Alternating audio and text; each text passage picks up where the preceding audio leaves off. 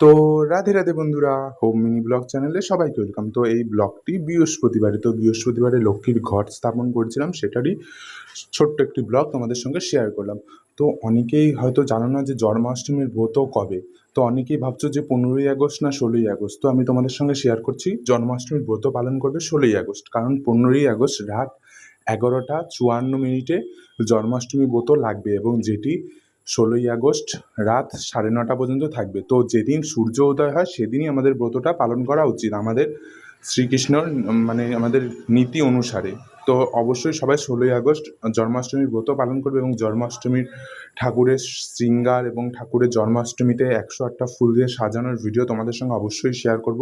তো সেই ভিডিওটি দেখার জন্য লাইক এবং সাবস্ক্রাইব করে পাশে থাকবে সেই ভিডিওটা কন্টিনিউ দেখার জন্য। তো কাল সেই ভিডিওটা আমি নিয়ে আসবো তোমাদের সামনে। তো এখনও পর্যন্ত যারা হোম মিনি ব্লগ চ্যানেলকে সাবস্ক্রাইব করেনি অবশ্যই সাবস্ক্রাইব করে দিত। এবং বৃহস্পতিবারে লক্ষ্মীর ঘট স্থাপন করছিলাম এবং ধুনো দিচ্ছিলাম। তো খুব মনটাও যেমন শান্ত হয়েছিল তেমন ভগবানের কে দেখেও মনে হচ্ছে যে ভগবানও সন্তুষ্ট হয়েছে। তো রাধে, রাধে। By, by.